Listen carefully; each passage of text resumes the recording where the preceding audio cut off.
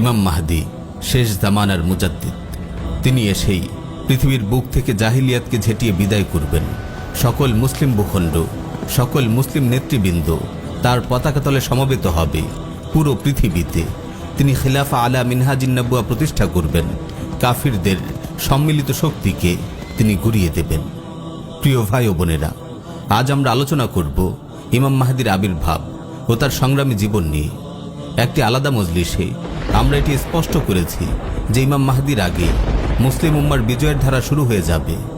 রাসূল সাল্লাল্লাহু আলাইহি ওয়াসাল্লামের হাদিস থেকে জানা যায়, ইমাম মাহদির আবির্ভাবের পূর্বেই খোরাসানের কালো পতাকাবাহী কিছু কাফেলা ইমাম মাহদির নেতৃত্ব ও কর্তৃত্বের পথ সুগম করবে। সুনান ইবনে মাজা, মুসনাদ আহমদ ও মুস্তাদরাকে হাকিম সহ আরও অনেক হাদিস গ্রন্থে সহিহ সনদে বর্ণিত হয়েছে। রাসূল সাল্লাল্লাহু আলাইহি ওয়াসাল্লাম ইরশাদ করেন, তাতলুর রায়াতু সুদু মিন কিবালিল মাশরিক ফায়ুকাতিলুনাকুম কিতালান লাম ইউকাতিলহু কওমুন ইযা রাআইতুমুহু ফাবায়ুহু ওয়ালাউ হাবওয়ান আলা সালজি। পূর্ব দিক থেকে কালো পতাকাবাহী বাহিনীর আবির্ভাব ঘটবে। তারা তোমাদের বিরুদ্ধে এত কঠিন লড়াই করবে যা ইতিপূর্বে কোনো জাতি করেনি। তাদেরকে আবির্ভূত হতে দেখলে তোমরা বরফের উপর হামাগুড়ি দিয়ে হলেও তাদের দলে যোগ দেবে। এখানে পূর্ব দিক বলে খোরাসান বোঝানো হয়েছে, কারণ জাজিরাতুল আরবের পূর্ব দিকে তৎকালীন খোরাসান ছিল উল্লেখযোগ্য মুসলিম আবাদী। বিষয়টি সুনানুত তিরমিজিতে বর্ণিত একটি হাদিস থেকে স্পষ্ট হয়। সুনানে তিরমিজিতে এসেছে, রাসূল সাল্লাল্লাহু আলাইহি ওয়াসাল্লাম ইরশাদ করেন, তাখরুজু মিন খুরাসানা রায়াতুন সুদুন লা ইয়ারুদ্দুহা শাইউন হাত্তা তুনসাবা বিইলিয়া। খোরাসান থেকে কালো পতাকাবাহী সৈন্যদল বের হবে। এই সেনাদলকে কিছুই রুখতে পারবে না। অবশেষে এই পতাকা ফিলিস্তিনের জেরুজালেম নগরীতে গিয়ে গেড়ে দেয়া হবে।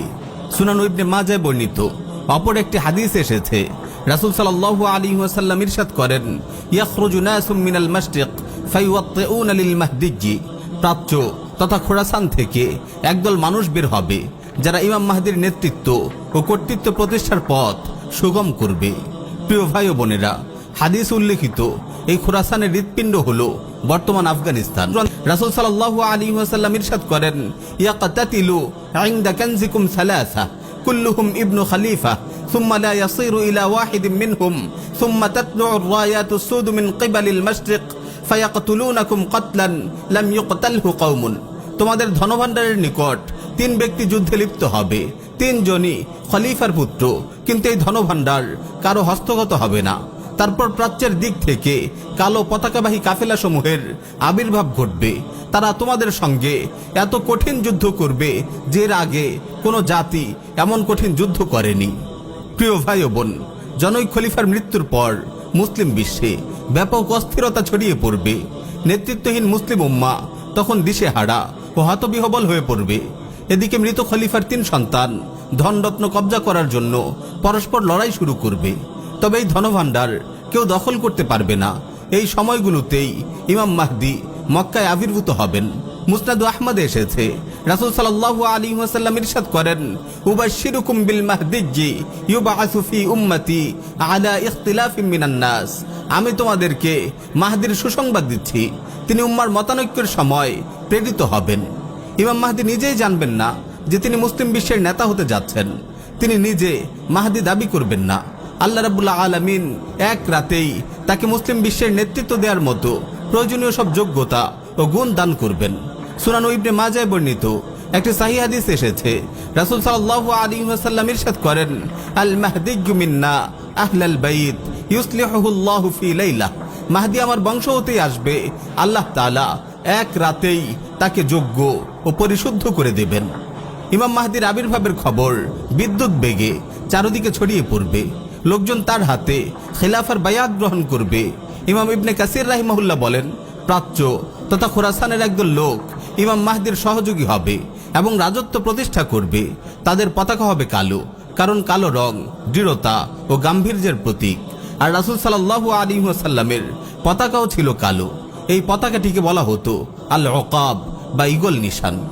সহিহ মুসলিমে এসেছে, উম্মুল মুমিনিন আয়েশা রাদিয়াল্লাহু আনহা বলেন, একবার রাসূল সাল্লাল্লাহু আলাইহি ওয়াসাল্লাম ঘুমের মধ্যে হাত পা নাড়ালেন।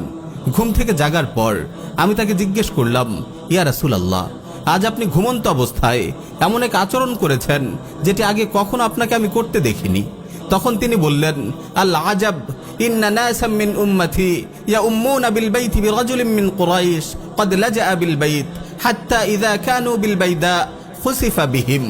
আশ্চর্যের বিষয় হলো, কুরাইশ বংশের এক লোক কাবা শরীফে আশ্রয় নেবে।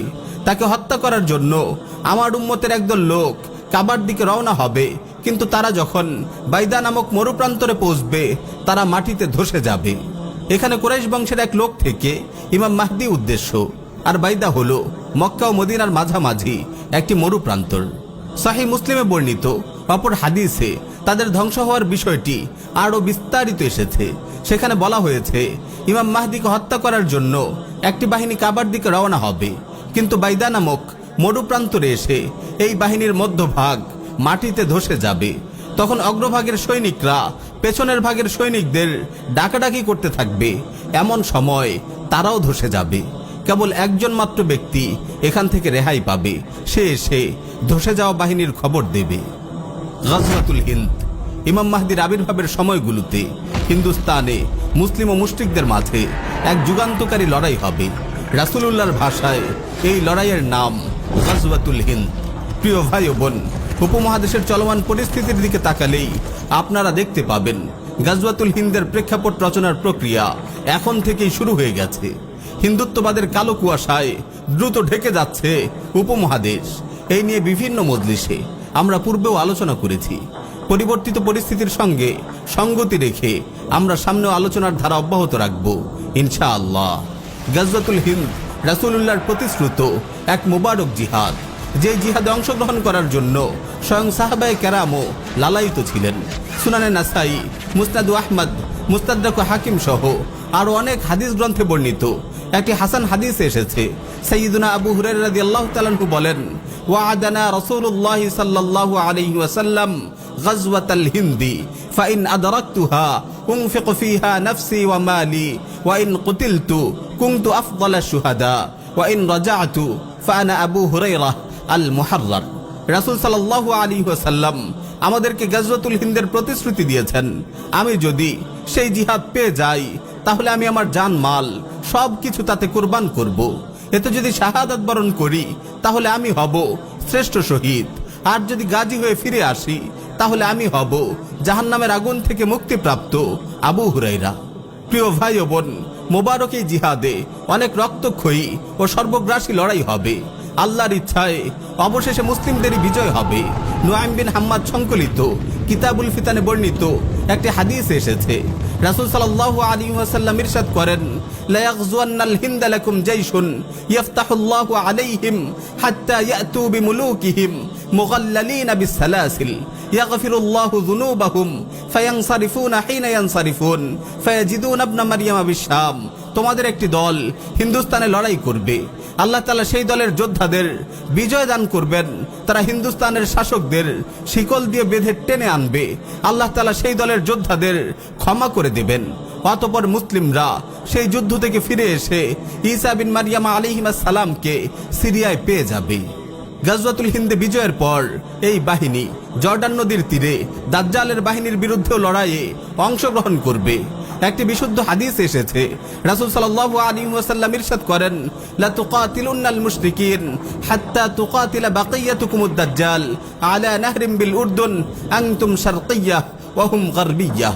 নিঃসন্দেহে তোমরা মুশরিকদের বিরুদ্ধে যুদ্ধ করবে, এমনকি এই যুদ্ধে তোমাদের অবশিষ্ট মুজাহিদরা জর্ডান নদীর তীরে দাজ্জালের সঙ্গে যুদ্ধে লিপ্ত হবে। এই যুদ্ধে তোমরা পূর্ব দিকে অবস্থান করবে আর দাজ্জালের অবস্থান হবে পশ্চিম দিকে। এই মোবারক জিহাদে যারা অংশগ্রহণ করবেন তাদের ফজিলতের জন্য এতটুকুই যথেষ্ট যে তাদেরকে আল্লাহ তাআলা জাহান্নাম থেকে মুক্তির ওয়াদা করেছেন। সুনানে নাসাই, মুসনাদ আহমদ সহ আর অনেক হাদিস গ্রন্থে এসেছে, রাসূল সাল্লাল্লাহু আলাইহি ওয়াসাল্লাম ইরশাদ করেন, ইসাবাতান মিন উম্মতি আহরাজাহুমুল্লাহু মিনান নার, ইসাবাতুন তাগজুল হিন্দা ওয়া ইসাবাতুন তাকুনু মা ঈসা ইবনে মারইয়াম। আমার উম্মতের মধ্য হতে দুটি দলকে আল্লাহ তাআলা জাহান্নাম থেকে মুক্তি দিয়েছেন। একটি দল যারা হিন্দুস্তানের যুদ্ধে শরীক হবে, আর দ্বিতীয় আরেকটি দল যারা ঈসা ইবনে মারইয়াম আলাইহিস সালামের সঙ্গে মিলে যুদ্ধ করবে। প্রিয় ভাই ও বোন, আজ কথা অনেক দীর্ঘ হয়ে গেল, শেষ জামানার অবশিষ্ট ঘটনা প্রবাহ ইনশাআল্লাহ পরবর্তী মজলিসে আলোচনা করব।